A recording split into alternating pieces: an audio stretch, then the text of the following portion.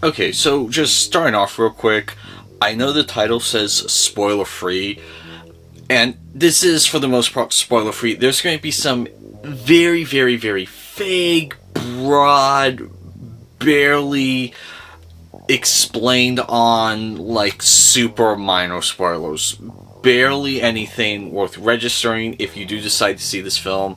I just want to throw that out there before we begin, because I normally like to pride myself on letting you know if there are spoilers or anything. I'm not going to reveal character deaths or what specific characters do or whatnot, but just there might be some extremely, extremely broad ones. I still am of the opinion this is spoiler free, but just covering my bases. So anyway, with that being said, the movie Longlegs was something that I kind of saw teased a while back. The trailers were super cryptic, which I really appreciated. I don't think this trailer spoiled anything serious when it came to the film.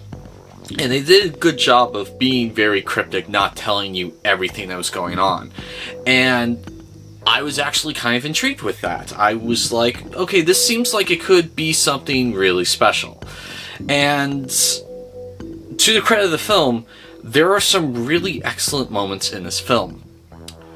But I feel that the movie made some rather serious mistakes that prevents this from being a new all-time classic. So let's get into the review of Longlegs.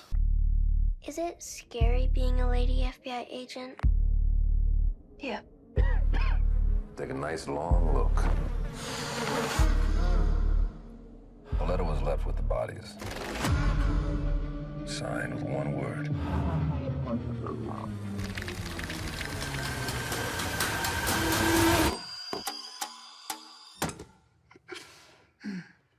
Alright, so if you don't know, Longlegs is about a rookie FBI agent that gets put onto a task force investigating the Longlegs killings. Basically, it's a serial killer that has a lot of Zodiac vibes to it, and a lot of people have equated this to Silence of the Lambs.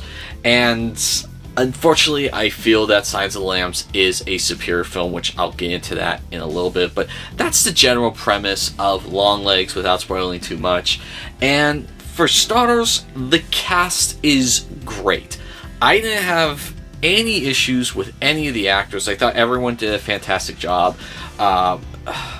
I can't pronounce her name, but Micah Monroe, she's usually excellent at everything it is. Whether you're looking at It Follows or The Guest, usually when I see her in a movie, it's like, okay, this is going to be at least decent at the very least, if not excellent at the most.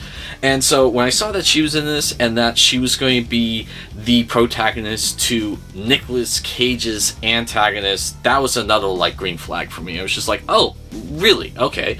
The cast for the most part is very solid. There was no moment where I thought, oh, could we have not gotten a better actor for this one part? That never happened. Everyone did a solid job in this. That's not where the problems of this movie lie. And moving on to, like, Nicolas Cage. I've always liked Nicolas Cage. Most of his movies are great times. Even his lower budget, B tier, I was doing it for the paycheck movies, he still gives his full effort in those films, and I usually have fun even with those films. But with this movie, I kind of felt like Nicolas Cage was doing a parody of his meme persona. I mean, he's well known for a lot of memes, a lot of iconic moments in movies that people have used as the butt jokes, and of course, he kind of leans into that in real life. And with this movie, I kind of felt like he was doing less of a serious antagonist role, and he was more like making fun of himself, poking fun at himself in certain aspects in terms of the voice, some of his body movements and whatnot. And so I will give credit where credit's due. The introduction of his character was fantastic, which is like the opening scene of the movie. I thought really great start. I was thinking, okay, I was thinking to myself, this could be his greatest performance of all time. And then the movie happened, and it's like, yeah, no, this is not the greatest performance of Nicolas Cage's career. Because for the first half of the movie, they kind of focus on not showing you Longlegs' face. I mean, if you see it, it's real brief glimpses. It's too quick for you to actually be able to pause it and look at it. And then at a certain point, halfway through the movie, they just, bam, show you his full face. It's not even like a jump scare. It's just like him driving. And it's like, really? That's his face? That seems kind of weird. Like, it felt like the makeup department didn't do the best job they could have making him look different than himself. It kind of felt like Nicolas Cage went down to Party City, bought all the makeup they had, and did the work himself. Maybe that was the intention of the character of Longlegs, I don't know, but it just felt kind of comical when you finally see the guy. And then another thing, this isn't really a spoiler, but they never explain why he calls himself Longlegs. Not once in the entire movie. And I mean, I know not everything needs to be explained, but I mean, come on, like, it's a very distinct name, and we get no explanation as to why he was called that. Maybe I missed that scene. If someone knows why, you can sing off in the comments down below, and I'll eat my words. And, like, there was a point in the movie where it was taking a while for it to get going. I was just like, okay, when's it? And then this scene happened, and like, okay, the movie's like starting to get going. And that scene is when Agent Lee, played by Micah Marone, I think that's how it's not pronounced. Anyway, when her name's Agent Lee, or Lee, there's a scene where Lee receives her first personal letter from Longlegs. And it is fantastic, from the lighting to the way the camera's positioned to like just the way the scene is all set up. It's genuinely eerie, creepy, unsettling, and it's the best part of the movie. And I thought, okay, this is where the movie's going to start like picking up and actually, you know, proving itself. And after that scene, it kind of continued to like do this roller coaster thing where it's like, okay, this part was good, this part, eh. And it was unfortunate because like that was a truly, genuinely incredible scene. And they couldn't replicate it for any other part of the movie. It's like the movie never really could recapture the potency of that scene. And it's really a shame because there was an incredible movie in this package. It just got lost with some of its missteps. And one of the biggest missteps in this movie is there are some scenes, not all scenes, but there are some scenes that try way too hard to be shocking. And a lot of them don't work. It just feels a little bit gratuitous, and not in the blood and guts fashion, just in like, look, we're trying to shock you.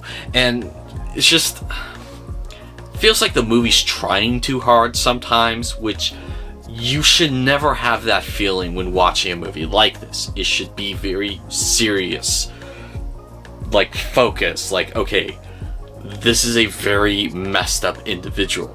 And I didn't get that from this movie. I got, like, at times it felt like a teenager trying to be edgy when it wasn't pulling it off. And then this is kind of not the movie's fault, but there is a surprise towards the end that doesn't really hit for me because my girlfriend spoiled it for me before the scene happened. She was just like, oh yeah, it's obviously this. I'm just like, thanks, babe. You know? And it was that. It's like, okay, so I mean, I can't tell you if it was a genuinely good surprise or not, because it was called out for me right away. So, but like, there's another revelation after that twist where the character of Agent Lee, she doesn't discover this revelation on her own. It's told to her, and it doesn't work for me. It's just like, really, you're doing it this way? Like, that revelation could have worked, but the execution was just all off, all wrong, and I didn't like that.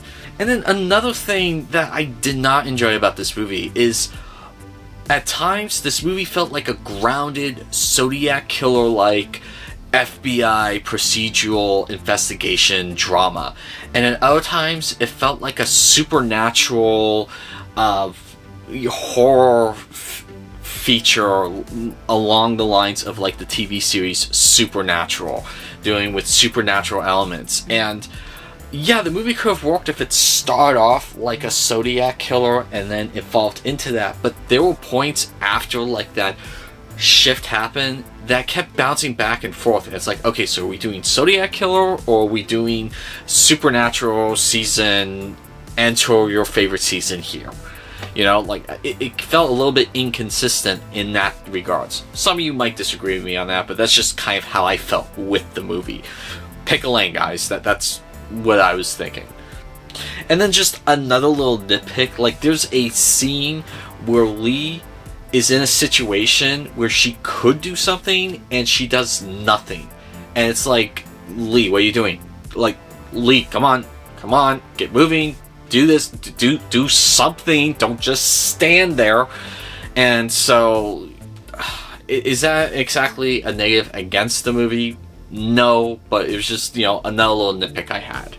And then, like, one of the final nails in the coffin is that, like, this movie decides to abruptly end, and there are way too many loose ends. Just, like, more than I can count. I mean, there were so many unresolved threads that were introduced in this movie that it's like, okay, what about this? What about this character?